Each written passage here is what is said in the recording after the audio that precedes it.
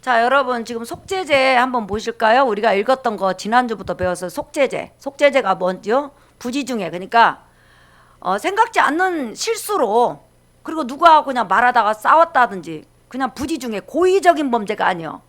내가 죄를 져야지 이게 아니라 그냥 나도 모르게 지은 죄요. 네. 이런 죄는 어떤 죄일까요, 여러분? 자, 주일날 예배 가야 돼. 근데 예배 안 나왔어. 이게 고의적일까요? 아니면 부지 실수로 한 걸까요? 어때요, 여러분? 고의적인 죄죠. 알잖아요. 자, 그 다음에 이제 한번 보겠어요. 다시 부지 중에 지은 죄를 용서받게 드리는 제사. 그러니까 죄가 떠올르면 가야 돼. 그럼 하루에도 사실 너무 많이 가야 되는데 하루 종일 가다 보면 직장생활 못하니까 못해서 이틀에 한 번씩이라도 가야 된다. 그 다음에 보세요. 자, 이제 읽어볼까요? 시작. 무의식 중에 실수로 하나님의 계명을 하나라도 어긴 것이 생각나면 즉시 드리는 제사이다. 이것은 절대 의무야. 절대 의무. 그래서 번제나 소제나 화목제는 자원제지만 이 속죄제는 무조건 해결해야 된다.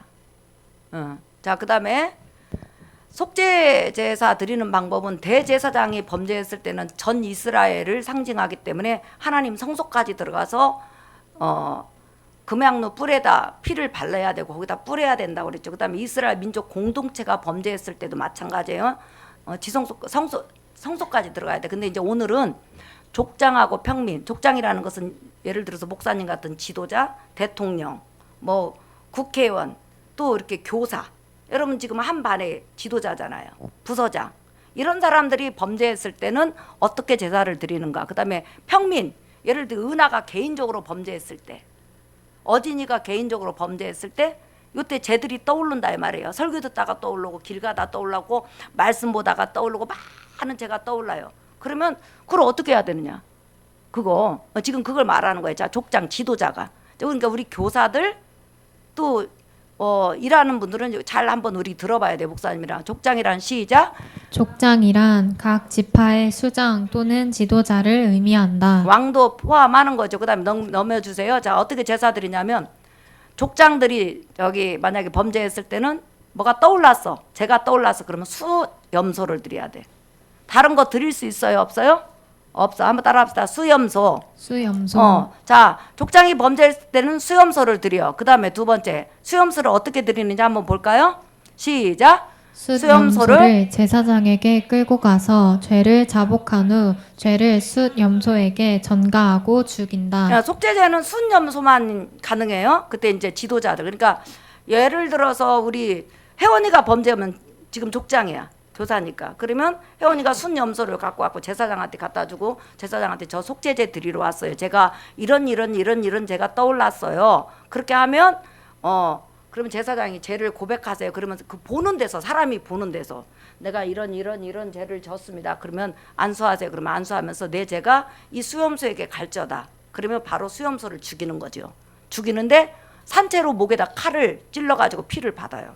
그럼 피가 흐르는 동안 얼마나 고통스럽겠어. 그죠? 예. 그러니까 제사라는 것은 무지무지하게 잔인해요. 찌르는 사람도 무서워 벌벌 떨고 죽는 짐승도 벌벌 떠는 거예요. 그래서 성전에서는 양이고 소고 펄쩍펄쩍 뛰고 우는 거예요. 왜냐하면 짐승도 본능이 있기 때문에 그 앞에 있는 짐승이 죽잖아요. 무서워서 벌벌 떠는 거예요. 안 그러겠어요, 여러분? 그 찌르는 사람도 무섭지. 우리가 여러분 소 목에다 칼 넣을 수 있어요? 근데 잡고 있으니까 찔러라고 하는 거예요. 왜? 본인이 찌르지 않으면 제가 상달이 안 되니까. 자, 그 다음에 두 번째. 수염소를 이제 목에다 칼을 집어넣어갖고 피를 하면 죽을 때까지 피를 받아. 피가 나올 때까지. 그래갖고 제사장에게 양푼이 큰 양푼에다 받아. 염소니까 많이 나올 거 아니에요. 그러면 조그만 그릇에다 담아가지고 이제 어디로 가냐. 하나님 성전 안으로 안 들어가. 이것은 이제 족장이니까 세 번째. 읽어볼까요? 시작. 제사장은 성막들 안에 있는 번제단 4개의 뿔에 피를 바르고 남은 피는 번제단 불에 태운다. 예, 그렇죠. 대제사장이나 이스라엘 전체가 범죄했을 때는 성소에 금양로 그 네 개 뿔에다 피를 바르고 그 다음에 휘장에다 뿌렸는데 이번에는 이제 성전 마당에 있는 번제단에 4개 뿔에다 피를 바르고 피는 번제단에 불에 태우는 거예요. 남은 것은 3번 한번 4번 넘겨보세요. 저렇게 저 번제단 뿔이 있어요. 양쪽 4개. 예. 거기다 피를 바르고 그 다음에 남은 피는 저 불타는 데다 쏟는 거예요. 그게 심판을 의미하는 거예요. 왜냐하면 족장의 죄 때문에 이렇게 피 흘려서 생명을 내놓고 죽는다 그 말이에요. 그리고 나서 자 이제 양이 이제 염소가 죽었어. 양이 아니고 순 염소가 죽었으면 내장을 배로 갈러. 누가 갈르는 거예요, 여러분? 본인이 갈라야 돼. 죄 지은 사람이 내인들의 도움을 받아서 같이 갈러가지고 해부시킨 다음에 그 내장 안에 있는 기름하고 가장 중요한 콩팥, 신장이죠. 그걸 떼어내가지고 양푼에다 담아가지고 어디다? 번제단에 태우는 거예요. 왜 그럴까요? 우리 마음의 중심에 죄악이 가득하기 때문에 그거 하나님 앞에 태우는 거예요. 속죄제는. 자, 그 다음에 5번째. 저렇게 태우는 거죠. 응? 그 다음에 5번째 시작. 남은 짐승의 가죽, 고기 모든 것은 제사를 집도한 제사장이 가져가되 속죄제물로 드려진 고기들은 성전 안에서 제사장들만 먹는다. 네. 자, 이제 한번 물어보겠어요. 대제사장이 범죄했을 때, 그러면 전 이스라엘 백성을 대표하는 거예요. 그 다음에 전 이스라엘 백성이 범죄했을 때는 무조건 수양이었잖아요. 그죠? 그러면 이거 잡아서 죽인 다음에 고기를 먹을 수 있었어요? 없었어요? 고기를 없었죠. 어디서 태운다고 그랬죠? 옳지, 성전 밖. 예수님께서 십자가에 죽으신 그 근방에서 태우는 거예요. 여러분 박수 한번 쳐줘요. 근데 똑같은 속죄제인데 지도자가 범죄했을 때는 이 고기를 내장에 있는 기름들, 그 다음에 콩팥 이런 것만 태우고 피 전부 다 쏟고 번제단 뿔에 바르고 나머지 고기는 가죽은 전부 다 제사를 집도한 제사장이 가져가. 제사 그러니까 피가 번제단에 다 태워지고 내장하고 콩팥이 딱 태워지는 순간에 그 고기가 갑자기 거룩한 고기로 변해. 잘 들어봐요. 그러면 일단은 그 고기가 지금 여러분 그 피가 묻어 있을 거 아니에요. 그런데 갑자기 정화가 가족인데 제사드린데 옆에 왔다가 갑자기 스쳤어. 그럼 피가 묻을 수 있잖아. 그러면 정화는 이 피를 몸에 옷에 묻힌 채로 밖에 나가면 죽어. 하나님 앞에. 절대 이 피를 닦고 가야 돼. 성전 안에서. 그럼 고기한테 닿았어. 진실이가 고기한테 단 거야. 그러면 갑자기 진실이가 거룩해져요. 옆에 왔는데 갑자기 거룩해. 그래서 진실이는 거룩해지니까 거기서 다시 씻고 나가야 돼. 왜 그럴까요? 죄를 위해서 죽었는데 하나님께서 죽은 그 고기 나머지 부분을 제사장에 주는 순간에 너희 죄값을 대신해서 죽어주면서 이렇게 고기하고 가족을 너한테 줬다. 그러니까 이 고기는 이제부터 거룩한 고기다. 그러니까 먹을 때 어디에서만 먹고 성전에서만 먹고 피가 네 몸에 묻었을지라도 이 피는 거룩한 피니까 성전 밖으로 데리고 가서 부정하게 만들지 말라는 거예요. 그러니까 다 씻고 나가야 돼. 그러면 이제 고기를 먹을 때는 2가지 방법 있잖아요. 삶는다든지 구워야 되잖아. 그러면 예를 들어서 토기는 고기를 구우면 고기 국물이 이 그릇에 스며들어. 그러면 삶은 다음에 그 그릇을 깨버려야 돼.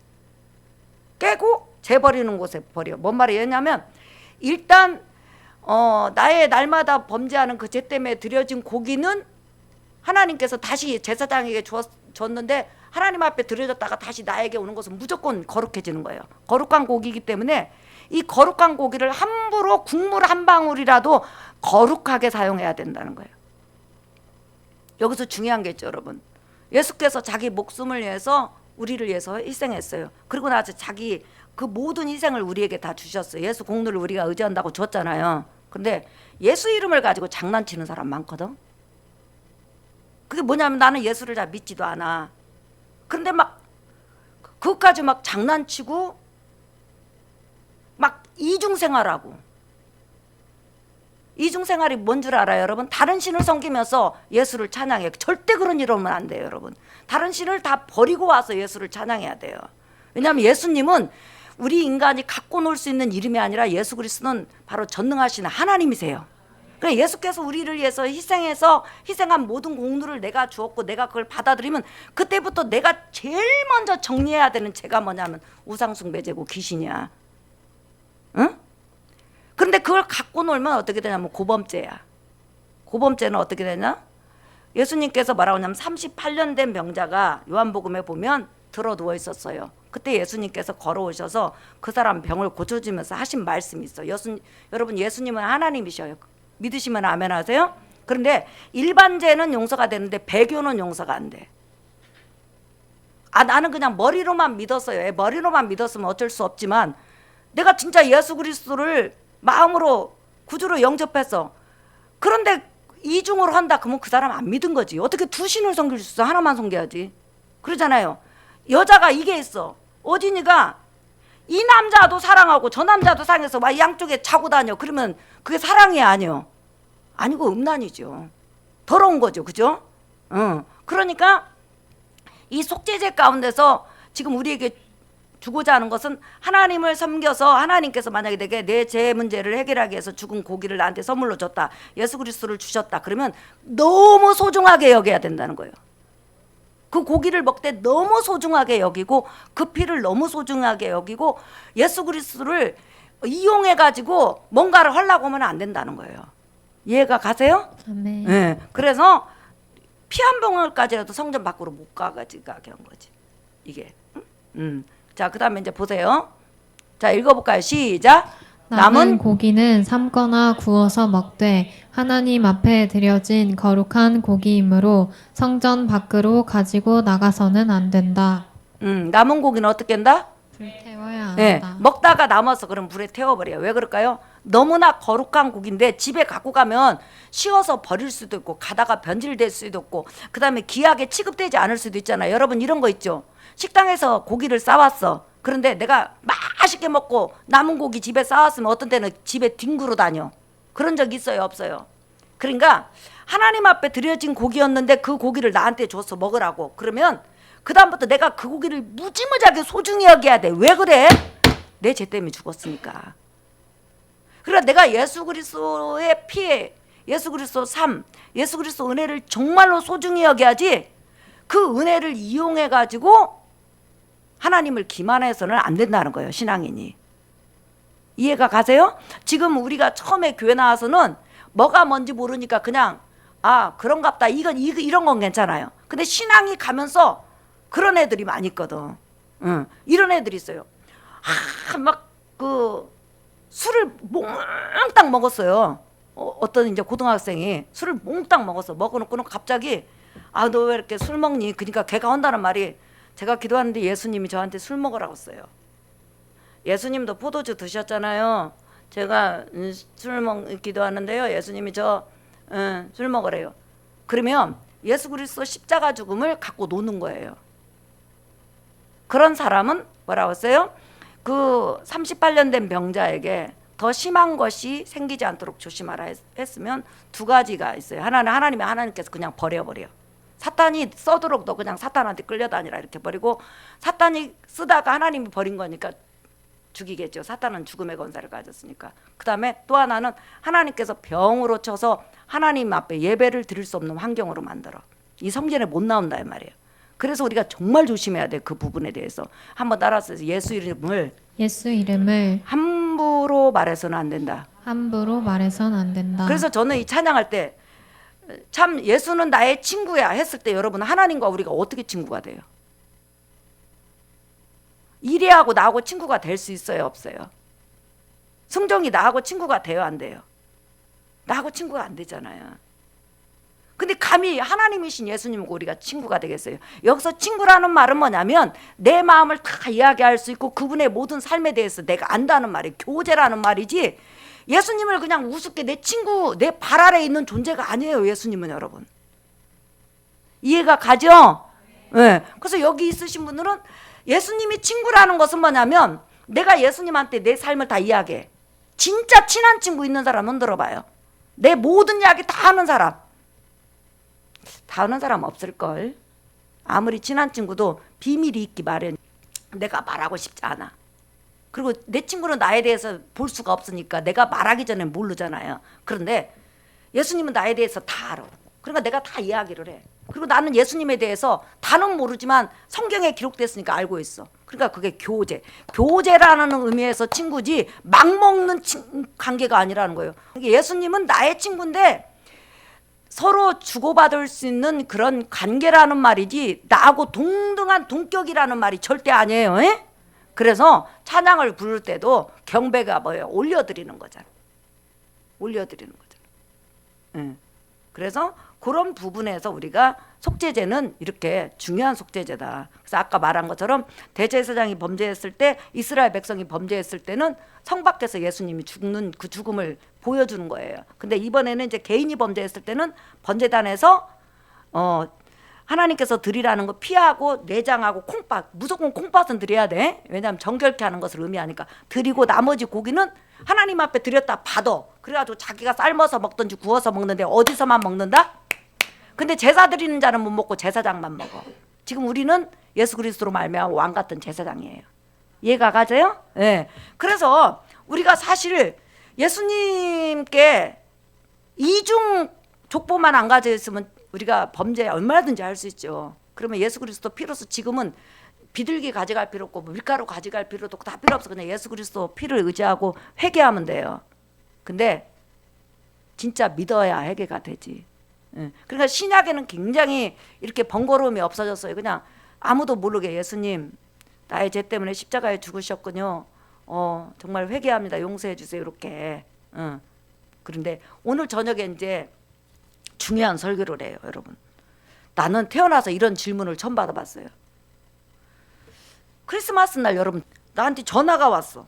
목사님, 제가 질문이 하나 있습니다. 그래서 질문해봐. 그랬더니 목사님, 십자가상에 있는 강도는 죄를 그 시간에 십자가상에서 죽어갈 때 용서를 예수님하고 같이 달렸던 그 강도 한 명 중에서 예수님을 구원의 주로 영접했고 뭐라고 그랬냐면 아무도 고백할 수 없는 예수님 당신의 나라에 임하실 때, 그러니까 예수님은 천국이 예수님 나라잖아요. 그러니까 그것까지 안다는 거예요. 당신 나라 임하실 때 나를 기억하소서, 쉽게 말하면 나를 살려주세요, 도와주세요. 이 말은 내 죄를 용서해 주세요 이 말이잖아. 나를 데리고 가주세요. 그랬더니 예수님께서 오늘 네가 나와 더불어 낙원 천국에 있을 것이다. 죄를 용서해 줬다는 거예요. 그러면 요 십자가에 달린 이 강도는 원죄를 용서받고 천국 간 거예요? 아니면 지금까지 지었던 원죄하고 자범죄하고 용서받고 간 거예요? 그렇게 물어봐. 네가 질문하고 싶은 게 뭔데? 그러면요, 목사님, 예수님께서 말씀하셨을 때 오늘 네가 나와 더불어 낙원에 있으리라 이렇게 말했을 때 강도는 그때 살아있었고 예수님도 살아있었습니다. 그러면 살아있는 동안 십자가상에서 생각으로 또 죄를 졌을 거라는 거예요. 응? 너 용서해 줄 거야 이렇게 말을 한 다음에 그 나머지 20분을 살았던지 1시간을 살았던지 또 죄를 졌을 거라는 거예요. 자범죄를 생각으로. 그러면 이제는 어떻게 용서 안 받냐는 거예요, 나한테. 그런 생각 해봤어요? 이게 뭔 말이에요 도대체? 그러니까 내가 네 죄 용서한다. 예를 들어서 누가복음 7장에 죄인 된 여자가 주님 발 앞에 와가지고 자기 죄를 자복했어요. 그때 우리 예수님께서 네 많은 죄가 용서함 받았다 했을 때 그가 원죄하고 자범죄하고 용서를 받았다는 거예요. 예를 들어서 그 시간까지 지었던 죄. 그럼 나머지 죄는 이 여인은 어떻게 할 거냐고 나한테 물어보는 거예요.